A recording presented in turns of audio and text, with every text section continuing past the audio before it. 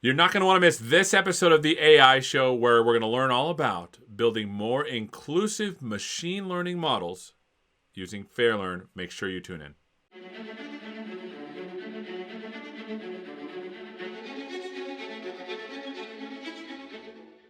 Welcome to this episode of the AI Show, Build Edition, where we're going to learn about building more inclusive machine learning with Fairlearn.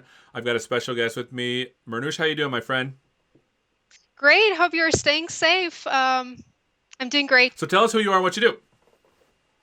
My name is Marnoosh Simeki, and I'm a senior product manager at Azure AI, driving the product efforts behind some of our responsible AI offerings like Interpret ML and Fairlearn, which is the subject of today's AI show. Fantastic. So when we talk about fairness in AI, what does that mean? Actually, let me show that with my Okay. slides. So, Seth, we are obviously at an age where many processes and applications have become or are becoming automated by ML systems. Increasingly, ML is being used in a lot of decision and processes that are critical for individuals, businesses, and society. Now, it is a misconception that because AI is built upon rigorous mathematical and statistical paradigm, it is neutral and in that sense fair. However, there are many ways that AI systems can behave unfairly. And I'll give you two examples for that. For example, AI can give rise to harm of quality of service, which is whether a system works as well for one person as it does for another. You can see an example of it on the screen, which is basically a voice recognition system that might fail to work as well for one sex compared to another sex. Another example that I would like to highlight is harm of allocation, which basically is talking about AI system extending or withholding information, opportunities, or resources to specific groups of people. Again, another example you can see on the screen is screening loan or job application, and that AI system might be much better at picking good candidates among white men than other categories or other demographics, I should say. This is interesting that we have both, sorry to interrupt, we have both types. We have quality of service and allocation, which is really interesting. Yeah, and just it is worth mentioning that there are so many other types of harms that AI can give rise to, but these two are the most common ones, and that's why I chose to focus on them. And these two are the ones that our machine learning fairness assessment and mitigation toolkit is also covering. So what actually causes this unfairness in these AI systems? What is it that causes it to behave that way? This is another very awesome question. So, Seth, at the very end of the day, AI is the product of human processes and decisions used to create it. The data used to train it, the environment used to test it. So, the AI systems can exhibit different and sometimes very negative behaviors as a result of this process. One big source that can introduce unfairness in machine learning life cycle is training data. So when you think about it, it often comes from the society and real world, and thus it might reflect on the society's unfairnesses and discrimination toward minorities. So if we ignore that and do not compensate for that, a tool is perpetuating historical unfairnesses that are happening in the society. I see. So as I'm looking at these things, it seems interesting that number one, let me go back to our phase. I want to because I want to talk about this. It seems interesting that for some reason people say it's AI, so it's intelligent, but you're saying that it's only as intelligent as the data that you give it.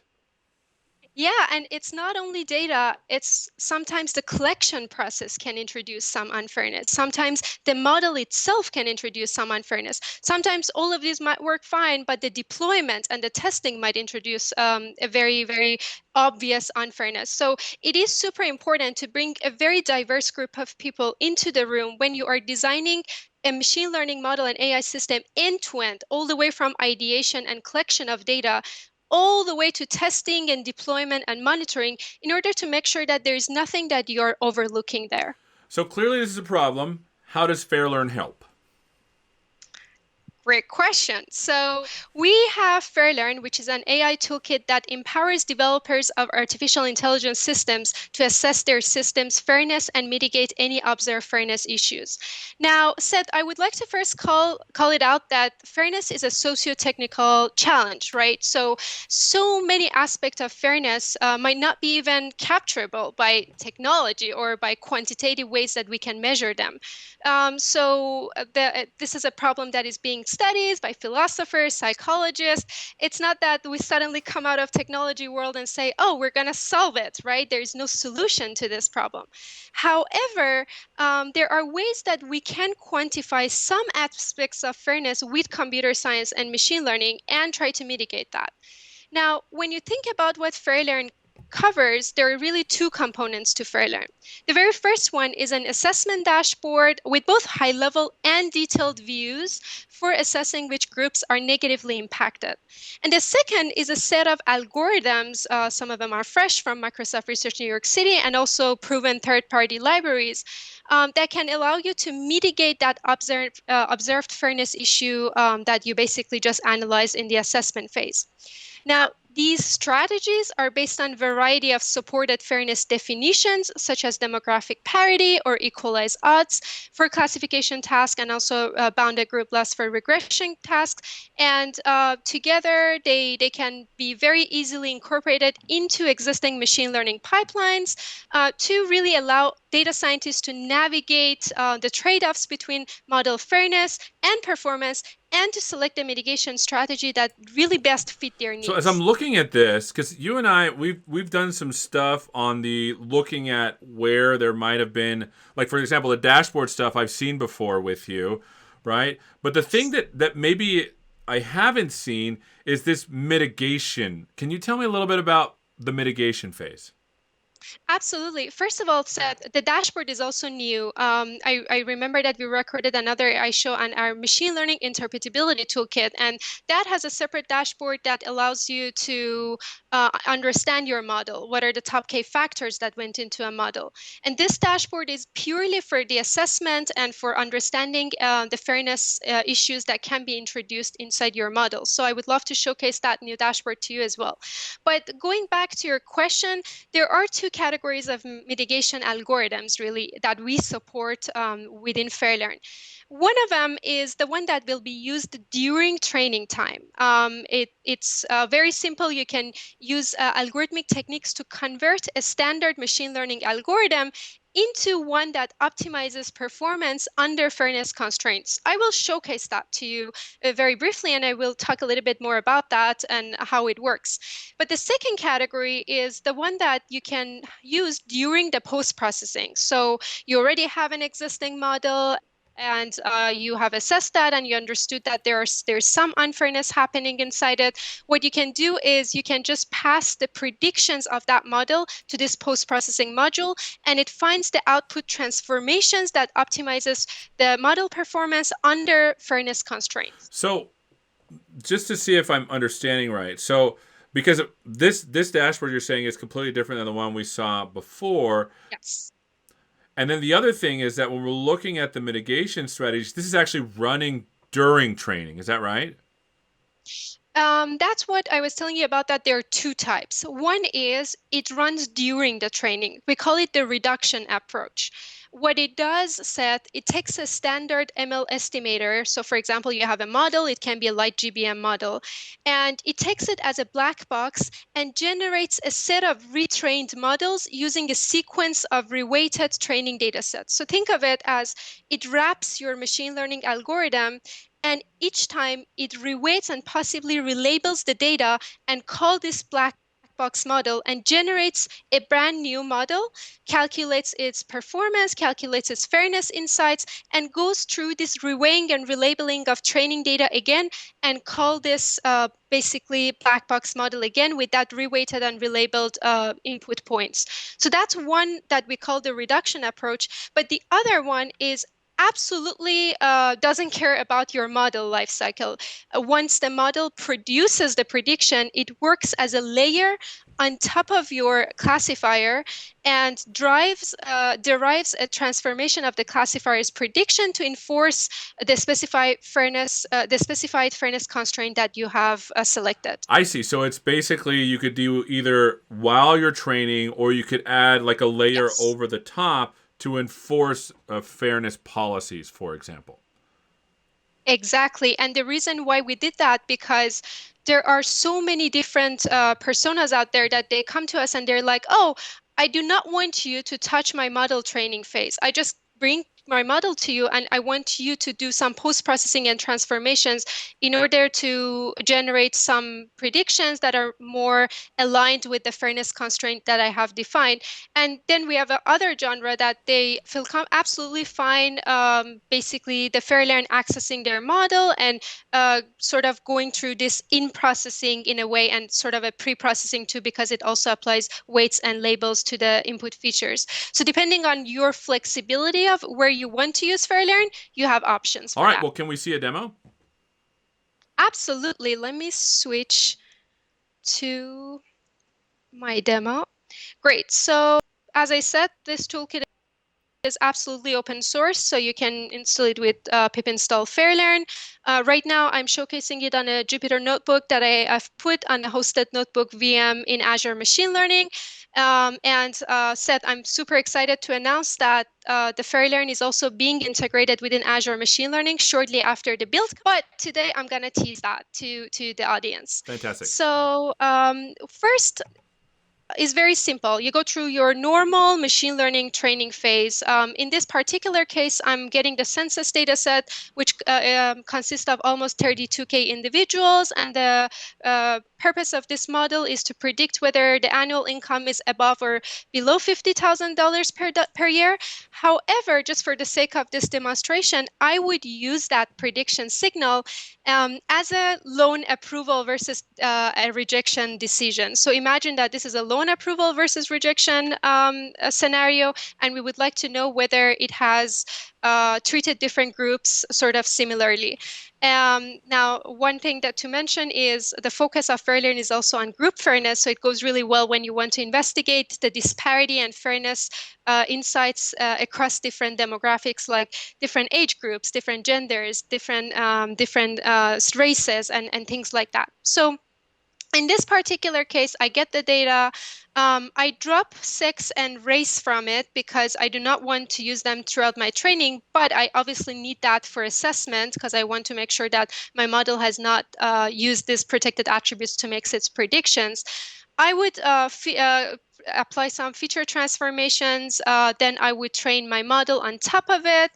And what's happening here is once I train my model, which can be any model from traditional machine learning models like logistic regression, random forest, SVM, all the way to deep neural networks like PyTorch, Keras, and TensorFlow, then I will pass that model predictions to my Fairlearn dashboard.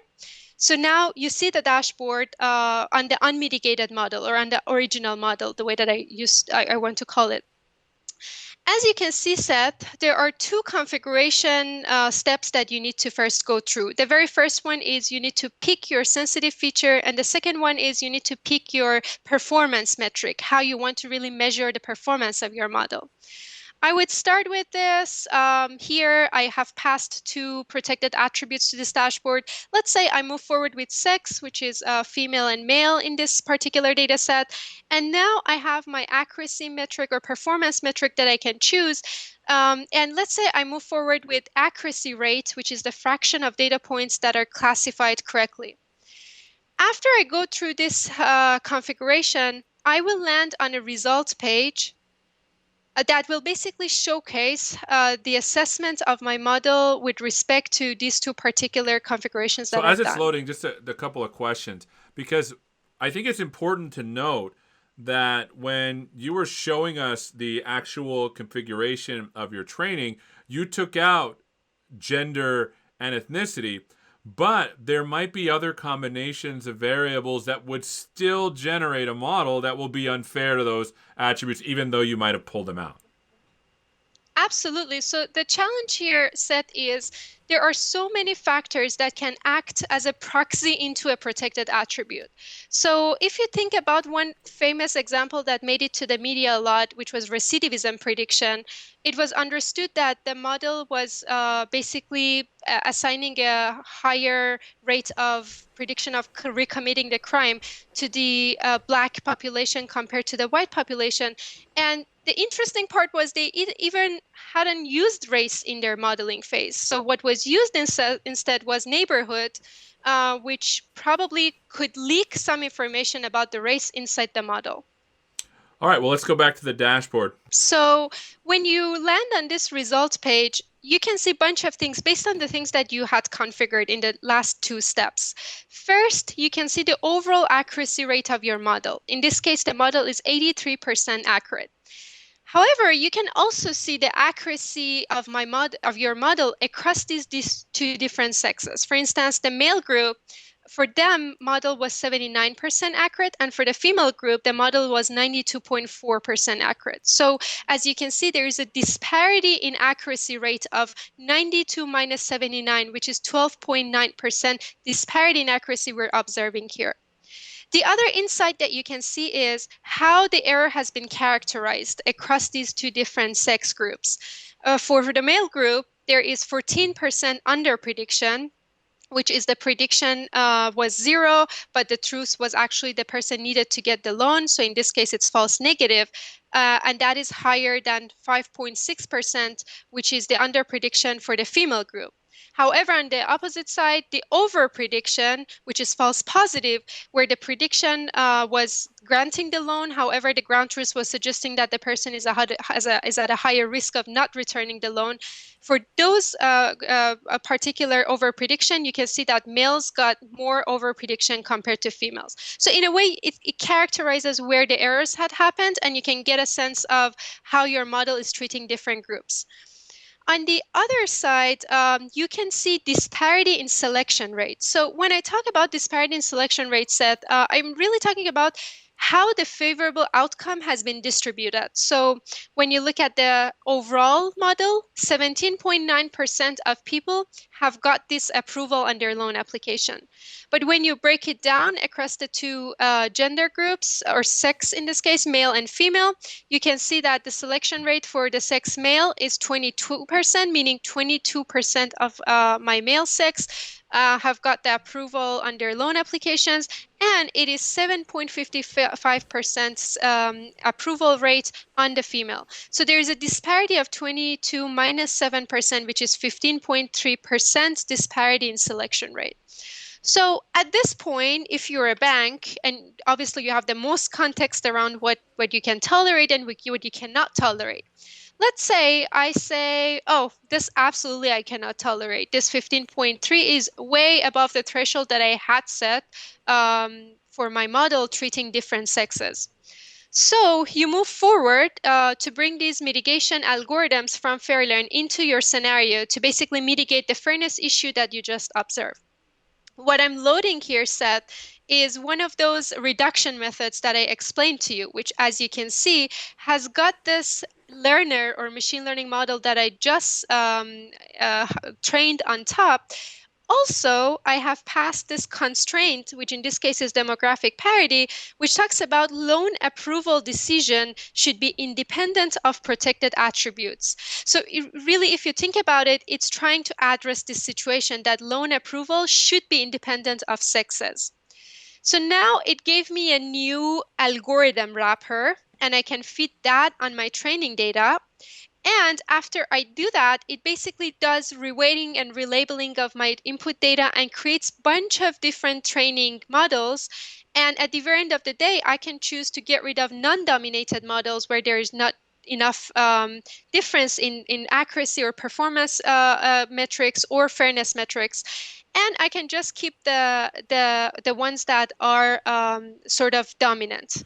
So when you're looking at this grid search, this is the part of mitigation where you're actually augmenting the model on top of it, or you're actually training a new model with the new mitigation strategy. This is a very great point. It's basically retraining the model. You keep the learners. So as you can C, I still passed the logistic regression to the grid search. So I kept the ML estimator that I wanted to use on top, which was the logistic regression. In this case, I'm just putting a wrapper on top of it and I'm passing this fairness constraint, and it takes the input data to this model or to this learner, and it adds different weights and possibly sometimes relabels that as well, very intelligently in a way that reduces the fairness of that model with respect to the fairness constraint that I have just Got it. passed. So in a way, it's relearning, but it keeps that ML estimator in its heart. Awesome. Well, let's keep going. Awesome. So as I mentioned, basically I got rid of the non-dominated models. Now I'm loading this dashboard again.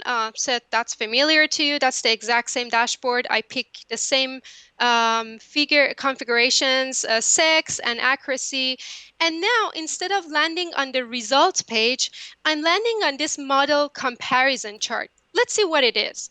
So when you think about it, our original model, if you remember, was almost 80 something percent accurate. So it was, let me double check again just to make sure. So my original model was 83% accurate, and it had the disparity of 15%. So it was somewhere here. So my original model was here. But now what I can see, these are all these different mitigated models that grid search has generated. And what you can say as a stakeholder, as a data scientist on this project is, okay, I am fine losing the accuracy by almost 3%, because this model has almost 81% accuracy. However, I'm saving a lot on disparity by almost like 6 or 7% or even more. Or even further, I'm okay losing the accuracy by maybe like 5, 6%. However, I'm really saving a lot on this disparity in selection rate. So let's see if this is a model that I would like to move forward with. Now I clicked on this mitigated model. I can see that, sure, I have lost a little bit of accuracy, 83 compared to 77, which is almost 6%. But when I look at this disparity in selection rate set, you can observe that from 15%, it was dropped to less than 1%. So me as a stakeholder might say that, okay, this is something that I can tolerate losing the accuracy a little bit. However, what I really care about is treating these similarly situated people the same. So, and not decide based on gender or sex in this case. So basically, I would say that this is the model that I would like to move forward. If I don't want it, then I go back to the model comparison and I keep clicking on the other options that grid search has provided to me. Eventually, I'll pick a model that best fits my needs, and then I'll move forward with deployment. Well, this is pretty awesome, primarily because it looks like it's generating a lot of models, and as a stakeholder, you're just basically given fairness facts that you can use to do trade-offs with accuracy and fairness. Is that accurate? Absolutely. And the cool part about this set is, if you don't do it via Fairlearn mitigation algorithm, basically you have to go through multiple rounds to train each of these, and you don't have a good direction of, okay, how should I move forward to reduce the unfairness that I had observed in my assessment stage. But this particular technique, what it does, it smartly wants to minimize the classification error, but subject to this fairness constraint that I have passed to my grid search. So in a way, it takes it away from you to go through multiple rounds of coming up with different options and investigating, and just provides all of these for you on one chart on the model comparison, and you happily and freely can choose which one is more appropriate for your use case. And the reason why I like this is because it's not making any judgments about anything. It's just giving you the information, and then you can make the judgment as an organization around what's important to your organization and what's fair for you and whatever output you're doing. Absolutely, Seth. That's what we wanted to shoot for, because obviously fairness is a very context-driven concept. So we cannot really provide a magical tool that addresses everything automatically. We want the stakeholder to have the full control on this toolkit, choosing what basically fits his or her needs, and not make any judgment or any decision the way that you described it. Now, another thing that I wanted to call out is I'm very excited to showcase that to you, that basically Fairlearn has been integrated with Azure Machine Learning as well, and this integration will be released shortly after build. So basically the exact same flow that you just saw me walk you through, you can either go to models, if you have any registered models within Azure Machine Learning run history, you can go on top of on the models tab, click on that model, and click on the fairness tab and look at the dashboard. Or in this case, I just went through an experiment. I click on this experiment, and what I can do is I can go through the exact same flow, see my multi-model comparison chart, and land on any of the models that I want. In this case, I did it for race, and I can see, for instance, what are the disparities there, what are the accuracies there, and then you can go back and forth between your notebook and Azure Machine Learning Studio to keep improving your model with respect to fairness insights, and then land on something that you feel comfortable moving forward and deploy. Well, I'm a huge fan of this. I've always been a proponent of understanding models a little bit better by making them more fair. I love that this doesn't take a philosophical approach. Instead, it takes a scientific Yes. approach to understanding what models are doing and then mitigating any disparities that might exist. Absolutely. And we also observe that a lot throughout our conversations with our awesome clients and customers. They really care about debugging, verifying, basically understanding whether their model are sort of aligned with compliance requirements and purposes. So the combination of Fairlearn and Interpret ML, which is another open source toolkit that we have and has been also integrated with Azure ML, can provide a lot of understanding, a lot of debugging capabilities, and just allow you to build trust with these black box models. Otherwise, it is very difficult to understand whether it is a good model or not, whether I should move forward with it or not. So hopefully these are there for you to get a full trust, hopefully, and understand your world better. Well, fantastic. Thank you so much for spending some time with us. Thank you so much for watching. You've been learning all about how to build more inclusive machine learning with Fairlearn. Hopefully, you learned a lot and make sure you use it today if you can. We'll see you next time. Yes. Take care.